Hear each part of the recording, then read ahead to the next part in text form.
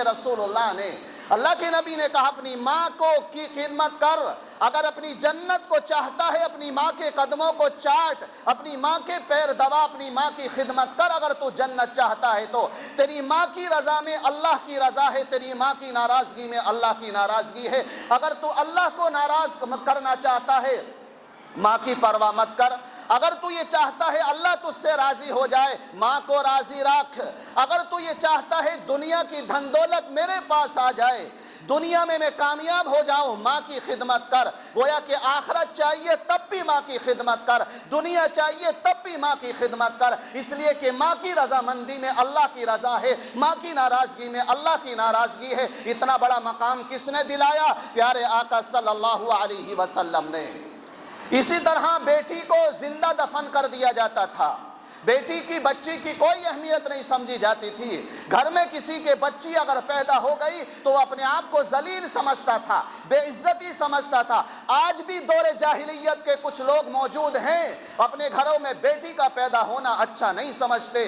بیٹا اگر پیدا ہوگا تو مٹھائیاں تقسیم ہو جائیں گی، ہوٹل کے ہوٹل بک ہو جائیں گے، بڑے بڑے تقریبات کریں گے، بڑے بڑے عقیقوں کو انجام دیں گے، لیکن بیٹی کے پیدا ہونے پر نانی مر جاتی ہے، ان کی جنازے سج جاتے ہیں، ان کے گھروں میں سے جنازے تیار ہو جاتے ہیں ایسے لوگوں کے گھر میں۔ آج بھی زمانے جاہلیت کے لوگ موجود ہیں۔ جانتے ہو رسول اللہ نے بیٹے کی پیدائش پر اتنی خوشخبریاں نہیں سنائی جتنا بڑا مقام رسول اللہ صلی اللہ علیہ وسلم نے بیٹی کی وجہ سے باپ یا بھائی کو عطا کیا ہے۔ پیارے آقا نے فرمایا جس کے گھر میں 2 بیٹیاں ہوں یا 1 بیٹی ہوں یا 2 بیٹی ہوں، خوش ہو جائے، اچھے سے پرورش کرے، ان کی پال پوس کرے، تربیت سکھائے، جوان ہو جائے تو شادی کر کے رخصت کر دے۔ کل میدان محشر میں وہ کہاں کھڑا ہوگا؟ اللہ کے نبی نے فرمایا جیسے ہاتھ کی 2 انگلیاں برابر برابر ہے، رسول اللہ کے برابر میں کھڑا ہوگا۔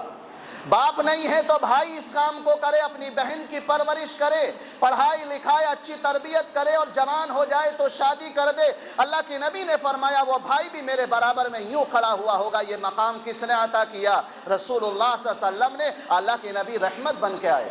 بیوی کا بھی یہی حال تھا زمانے جاہلیت میں، شوہر مر گیا بیوی کو دھکے دے کر کے باہر نکال دیا جاتا تھا۔ شوہر مر گیا، بعض جاہل تو یہ کرتے تھے بیوی شوہر کے ساتھ زندہ دفن کر دیتے تھے قبر کے اندر، بعض جاہل یہ کرتے تھے زندہ جلا دیا جاتا تھا بیوی کو۔ یہ زمانے جاہلیت میں ہوتا۔ اللہ کے نبی صلی اللہ علیہ وسلم تشریف لائے، آقا صلی اللہ علیہ وسلم نے بیوی کو کتنا بڑا مقام دیا۔ اے شوہر جو تو کھائے گا وہی بیوی کو کھلا، جو تو پہنے گا وہی بیوی کو پہنا۔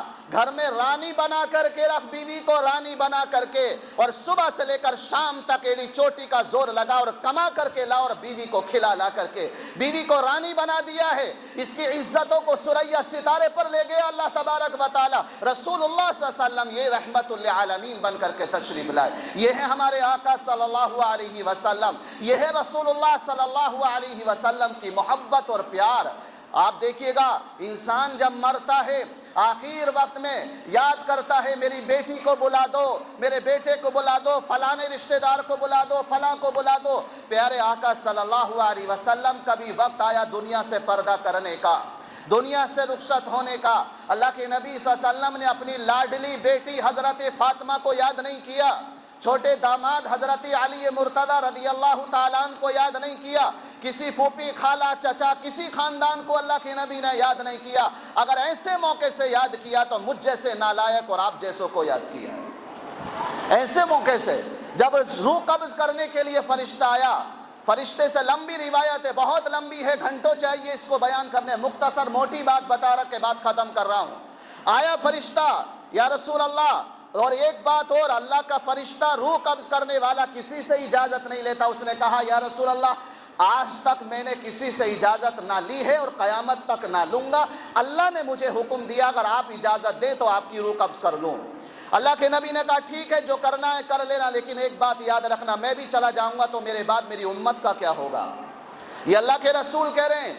اور اس فرشتے نے کہا یہ تو مجھے بھی پتہ نہیں، جاؤ اللہ سے پوچھ کر کے آؤ میرے بعد میری امت کا کیا ہوگا۔ آ کر کے اللہ نے جواب دیا، اے